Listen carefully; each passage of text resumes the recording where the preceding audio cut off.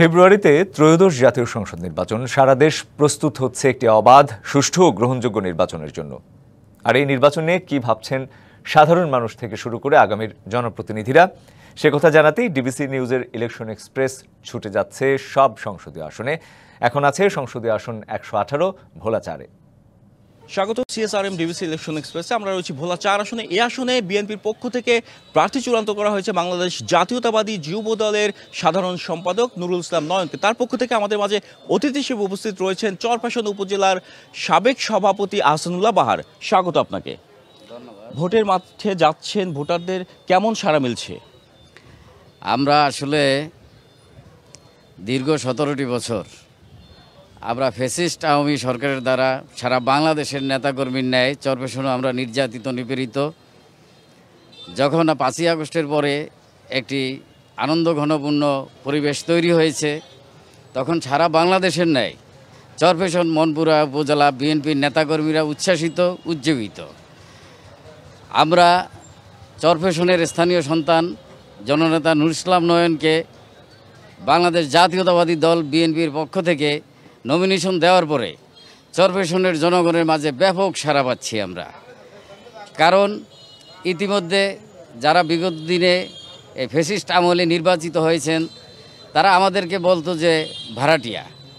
এখন আমাদের স্থানীয় সন্তান এখানে নেতৃত্বের হাল ধরেছেন, যার জন্য চরফ্যাশন মনপুরার মানুষ জননেতা নুরুল ইসলাম নয়নকে নিয়ে অনেক প্রত্যাশা এবং অনেক আশাবাদী। আপনারা যখন ভোটারদের কাছে যাচ্ছেন, তাদের কি প্রতিশ্রুতি দিচ্ছেন? ভোটাররা কি বলছে, কি চাইছেন তারা উন্নয়নের ক্ষেত্রে?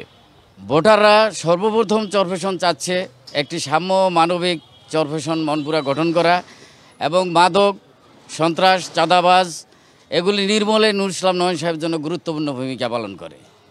নির্বাচনের আগে দলের ভারপ্রাপ্ত চেয়ারম্যান তারেক রহমানের দেশে ফেরার কথা রয়েছে। এটিকে ঘিরে কেমন উৎসাহ রয়েছে তৃণমূল পর্যায়ে?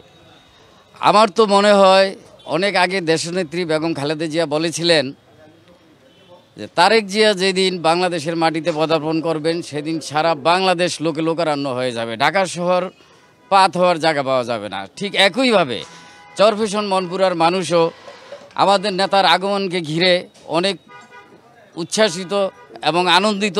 কখন আমাদের প্রিয় নেতাকে এক নজর দেখবে, ওই অপেক্ষায় চরফ্যাশনের মানুষ প্রহর গুনছে। ইসলামী দলগুলোর জোট গঠন, আসন বন্টনের একটা বিষয় সামনে আসছে। সেক্ষেত্রে কত বড় চ্যালেঞ্জ হতে পারে আপনাদের জন্য? আমাদের এখানে আসলে আমাদের এই ছিটটা, আমাদের এই আসন বিএনপির এই আসন ফ্যাসিস্ট আওয়ামী সরকারের আমলে নীল নকশা নির্বাচনের মাধ্যমে আমাদেরকে নির্বাচন করতে দেওয়া হয় না এবং আমাদের থেকে এই আসনটি ছিনিয়ে নিয়ে যায়। আমরা এই আসনে 3বার সংসদ সদস্য নির্বাচিত হয়েছি। তারপরে 8 সালের পাতানো নির্বাচন, 14 সালের নির্বাচন, 18 সালের নির্বাচন, এটা প্রত্যেকেরই জানা আছে। নীল নকশার মাধ্যমে নির্বাচনে তারা জয়লাভ ছিনিয়ে নেয়। এবার আমরা আশা করি ইনশাল্লাহ নুরুল ইসলাম নয়নের মাধ্যমে চরফ্যাশনের রেকর্ড ভঙ্গ করে চরফ্যাশন মনপুরার মানুষ তাকে বিজয়ী করে সংসদে পাঠাবে ইনশাল্লাহ। প্রধান প্রতিদ্বন্দ্বী কাদের ভাবছেন আপনারা এই আসনে?